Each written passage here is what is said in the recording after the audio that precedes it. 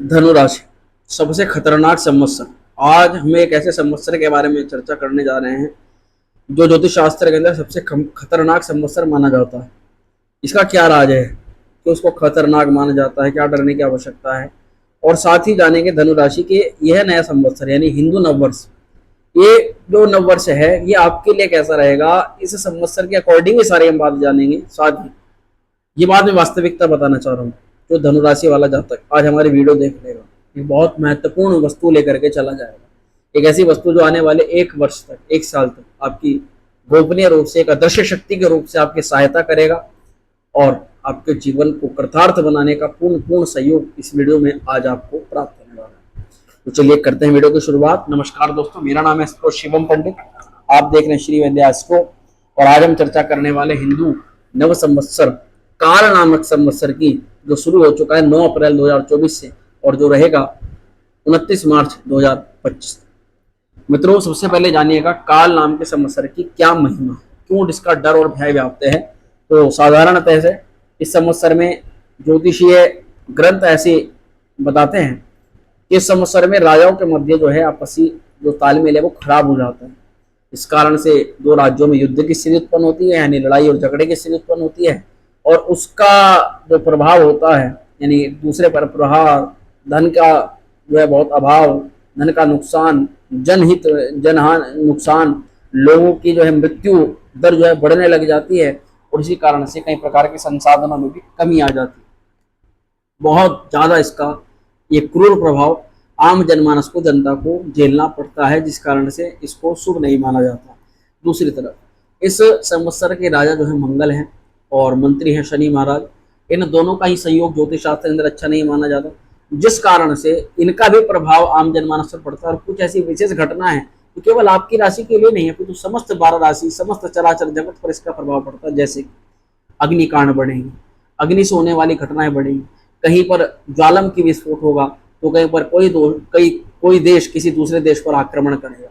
इसके कारण से भूस्खलन, भूकंप जैसी गतिविधियां भी जो है बढ़ने लग जाएंगी, और इसी कारण से प्राकृतिक आपदाओं के साथ साथ कुछ ऐसे भूमि खनिज जो नॉर्मली हमें जीवन के लिए बहुत जरूरी होते हैं और हम आसानी से प्राप्त हो जाते हैं, अब आसानी से प्राप्त नहीं होने वाले हैं।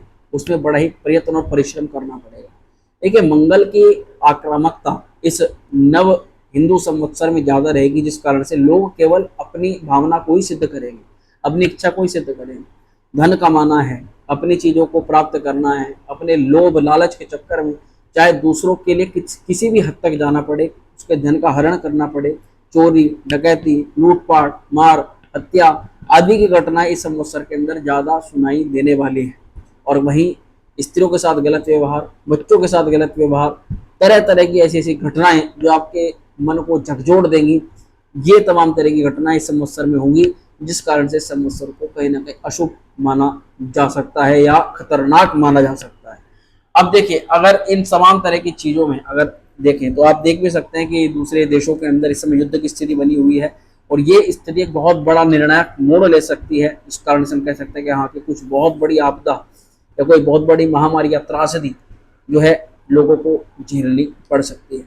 तो अगर साधारणतः बात करें, इसके नेगेटिव इम्पैक्ट से बचने के लिए क्या सलाह ली जा सकती है, क्या उपाय किए जा सकते हैं, तो सबसे पहले तो अपने पराक्रम पर, अपने परिश्रम पर विश्वास रखना और धैर्य रखना, ये इसके लिए बहुत ज़्यादा जरूरी रहेगा। क्योंकि मंगल राजा रहेंगे तो आप इस समस्या से तभी लाभ ले सकते हैं जब आप अपने कामों में मेहनत से पीछे ना हटें। दूसरा, शनि मंत्री रहेंगे तो उस मेहनत का फल आपको जब भी मिल सकता है जब आपके जीवन में धैर्य रहेगा। आपने जब कार्य किया तो आपको वेट करना है उस कार्य के लाभ को मिलने के लिए। एक छोटी सी बात। अब धनु राशि वाले जानते हैं आपकी राशि पर इस नव संवत्सर का प्रभाव। देखिए, आपको इधर उधर चक्कर में फंसने की कोई भी आवश्यकता नहीं है।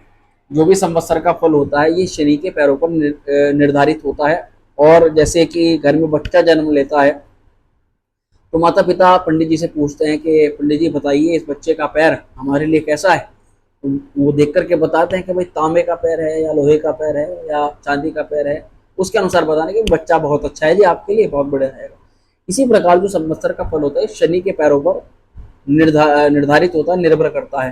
तो वही धनु राशि वाले मैं देख सकता हूँ कि यहाँ ताम्रपाद से यानी तांबे के पैर से शनि का आपके जीवन के अंदर शुभ आरंभ हो रहा है। अब अगर ताम्रपाद से शनि का जो शुभारंभ होता है किसी भी राशि के लिए, तो ये साधारणतः बहुत शुभ माना जाता है, बहुत अच्छा इसको मानते हैं। और इसका अच्छा मानने के लिए दो फल शास्त्रों में बताया गया है।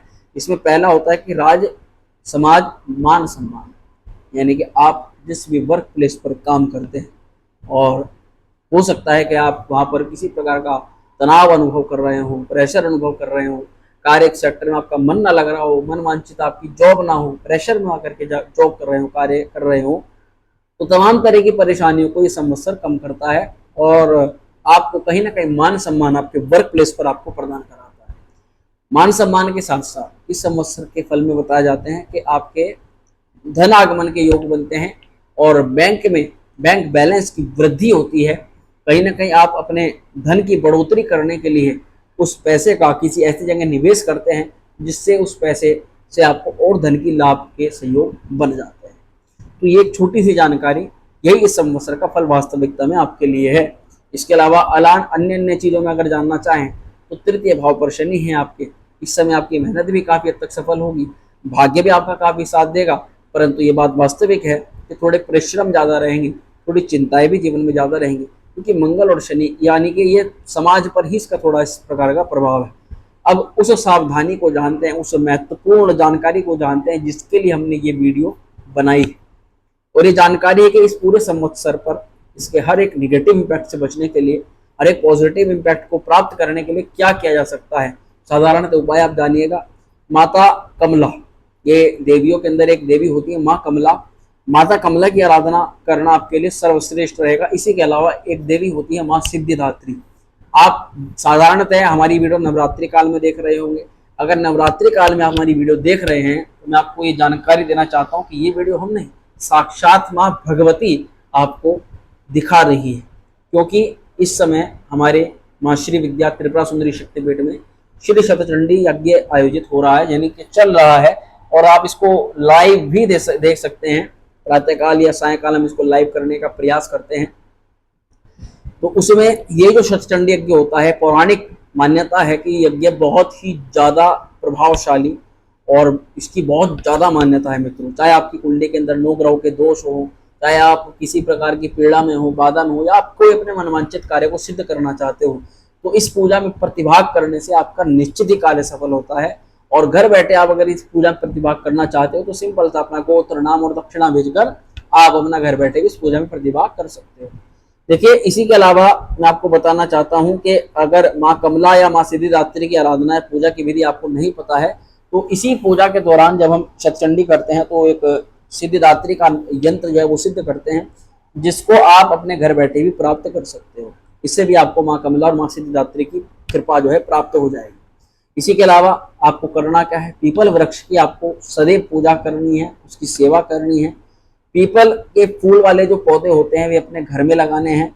और एक मंत्र मैं आपको बता रहा हूँ जिसका आपको प्रतिदिन जाप करना है। ओम ऐं ह्रीं क्लीं चामुंडायै विच्चे, ओम ऐं ह्रीं क्लीं चामुंडायै विच्चे। ये नवारण मंत्र है मित्रों, और ये मंत्र आप पूरे संवत्सर यानी पूरे साल जाप कर सकते हो। और एक और प्रयोग, आप जब भी पूजा में बैठो तो आप जिस आसन पर बैठते हो उस आसन का कलर पीला होना चाहिए। ये आपको अलग ही मुकाम पर पहुंचा सकता है। ये प्रयोग आपको वास्तविकता में तीक्ष्ण लाभ प्रदान कर सकता है। मित्रों, आशा करता हूं बताई गई जानकारी से आप संतुष्ट होंगे। वीडियो अगर पसंद आई हो लाइक करना, शेयर करना, चैनल पर पहली बार आए तो सब्सक्राइब भी जरूर कर देना। माँ श्री विद्या आपका कल्याण करे। ओम श्री विद्या।